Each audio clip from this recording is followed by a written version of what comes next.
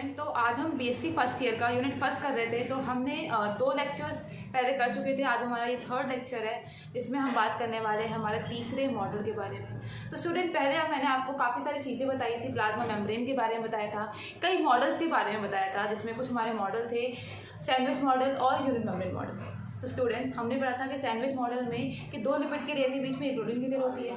Unit membrane model में हमने पढ़ा था कि हमारी बाई लेयर लिपिड के किनारे तरफ क्या होती है, प्रोटीन की लेयर होती है।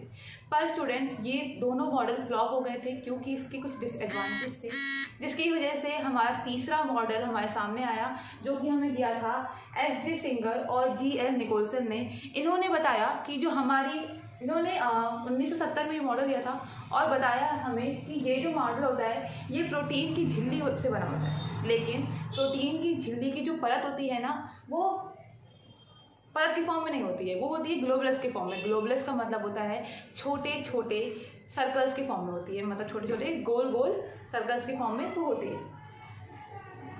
जो मोज़ेक पैटर्न में होता है, मोज़ेक पैटर्न का मतलब ये होता है बेटा कि छोटे छोटे सर्कल्स के फॉर्म में होती है और कॉन्टिन्यूस होती है, मतलब कि वो एक के साथ एक चिपकी हुई होती है। आगे उन्होंने क्या बताया कि प्रोटीन की कुछ ग्लोबुलस झिल्ली की गहराई तक प्रवेश करते हैं, जबकि कुछ ग्लोबुलस इसके माध्यम से फैलते हैं। क्या बताया कि इसमें प्रोटीन की जो ग्लोबुलस है, मतलब गोले गोले से जो प्रोटीन है, वो प्रोटीन जो है प्लाज्मा मेम्ब्रेन के अंदर तक पहुंच जाते हैं, मतलब वो झिल्ली के अंदर प्रवेश कर जाते हैं। और कुछ ऐसे होते हैं जो झिल्ली के ऊपर ही रहते हैं, माध्यम में फैलते हैं। ये कोशिका झिल्ली की कठोरता की व्याख्या करता है, जिसकी वजह से कोशिका झिल्ली कठोर हो जाती है। ठीक है, आगे हम बढ़ते हैं कि इसके द्रव जैसी स्थिरता होती है, मतलब ये द्रव जैसा होता है, लिक्विड की तरह होता है।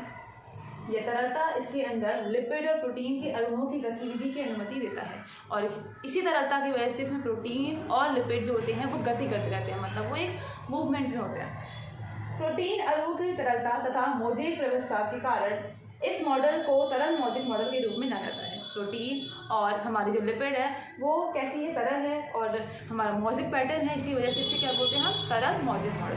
मोज़ेक कुछ नहीं, पैटर्न का नाम होता है जो कि सर्कुलर फॉर्म में होता है, जैसे कि हमारा प्रोटीन होता है। और तरल मतलब होता है कि ये लिक्विड फॉर्म में होता है।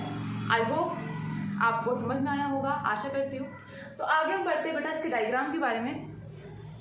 जैसा कि आप देख सकते हो कि ये हमारे फॉस्फोलिपिड है, जहाँ पे ये पार्ट जो होता है वो ध्रुवीय सिरा होता है, ये पार्ट हमारा अध्रुवीय सिरा और ये ध्रुवीय सिरा होता है। इसे अभिन्न प्रोटीन बोलते हैं बेटा। ये देखो कैसे प्लाज्मा मेम्ब्रेन के अंदर आ रहा है, और ये हमारा परिधीय प्रोटीन होता है जो उसके सिर्फ मध्य तक होता है। तो प्रोटीन की कुछ इस प्रकार की संरचना को हम बोलते हैं तरल मोज़ेक मॉडल, जो कि हमारे किसने दिया था, एस.जे. सिंगर और जी.एल. निकोलसन ने 1917 में। तो आशा करती हूँ आप लोगों को समझ में आया होगा।